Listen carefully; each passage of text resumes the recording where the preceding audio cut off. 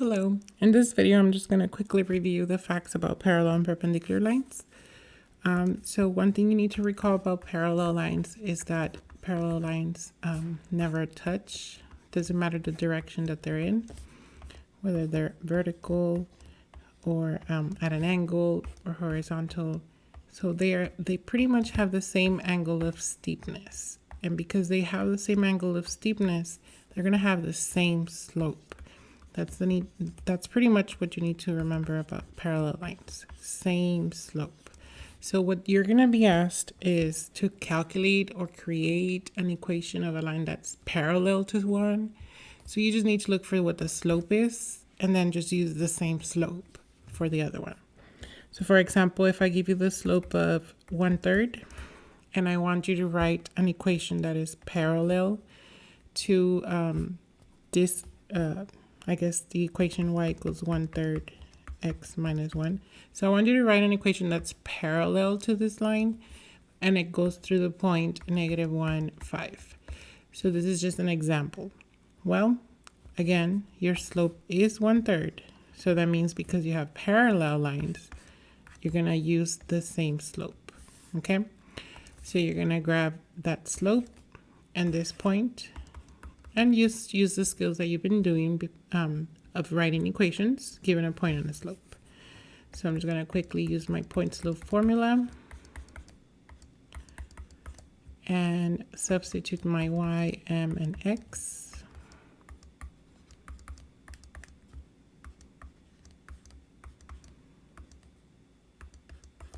Okay, and then this becomes +1.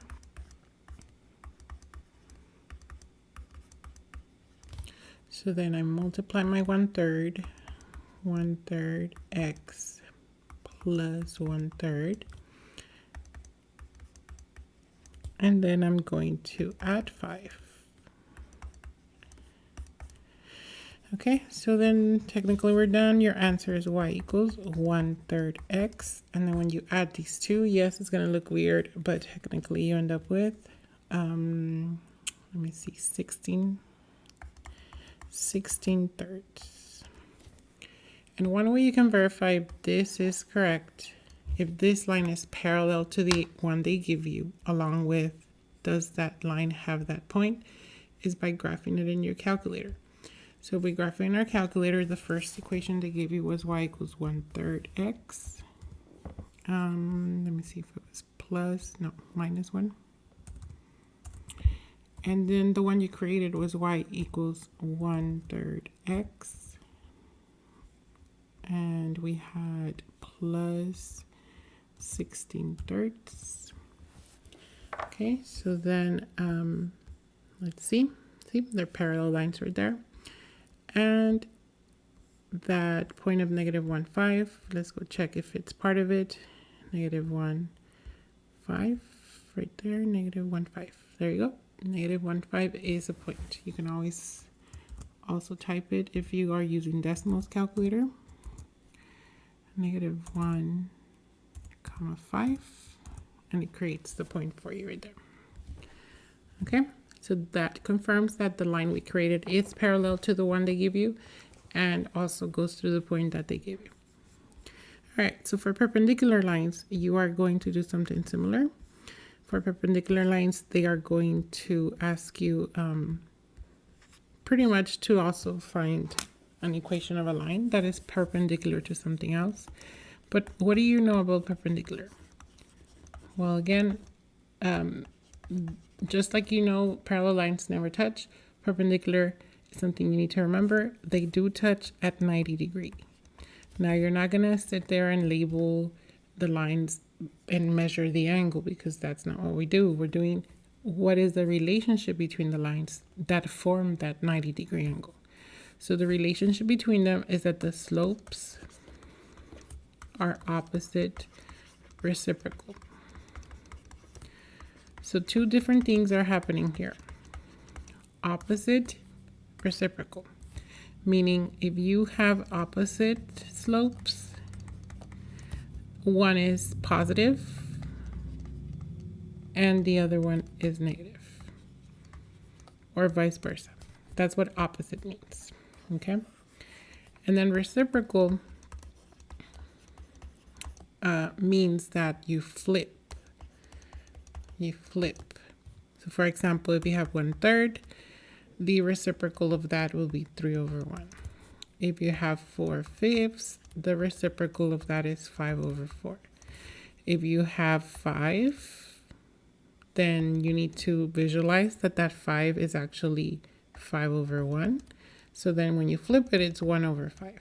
So that's what reciprocal means. You have to flip the slope into the opposite fraction, along with also switching the sign from positive to negative.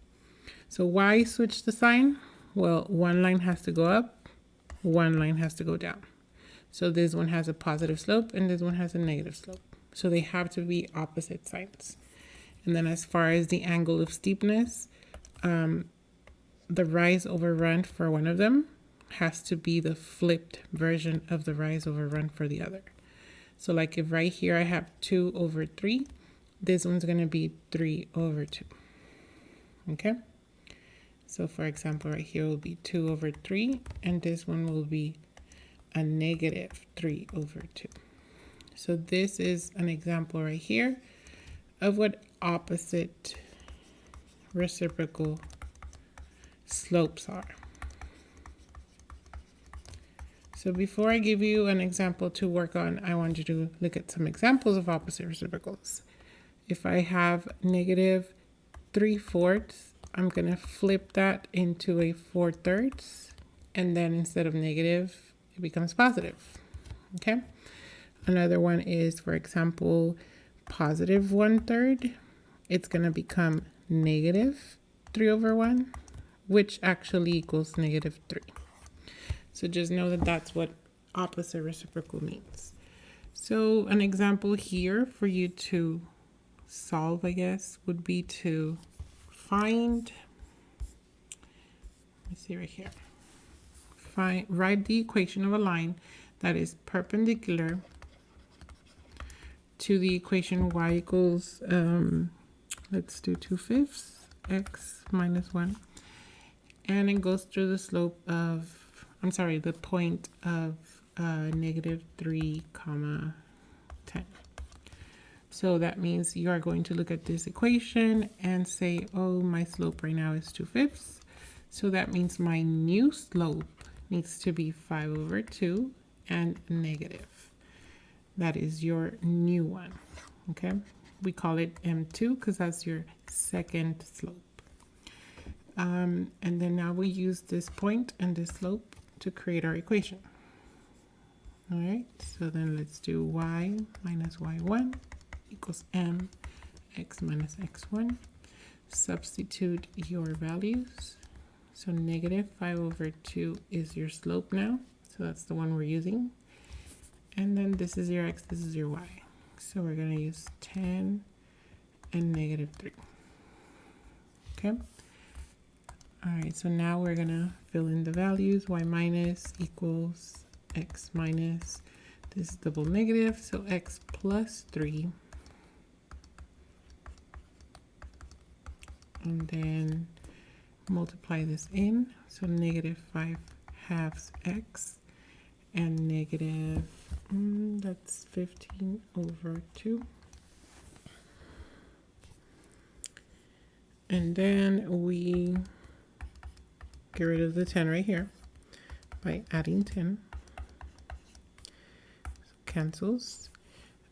And the final answer would be y equals negative 5/2 x. Let me do some math real quick here. Negative 15/2, that's about 7.5.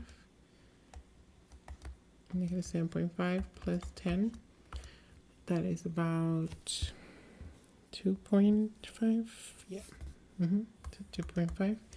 So that means we ended up with a positive 2.5 or 5/2, however you want to see it. All right, so then this is the correct equation that we created. Let's go double check in our calculator. And the one they gave you was y equals 2/5 x minus 1.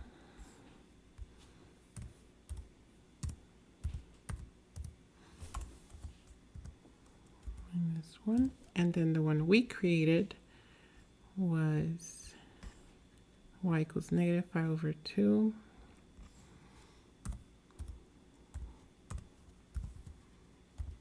x plus 5 over 2. Okay, so notice that they are perpendicular. Notice that I zoom out and zoom in, they're perpendicular.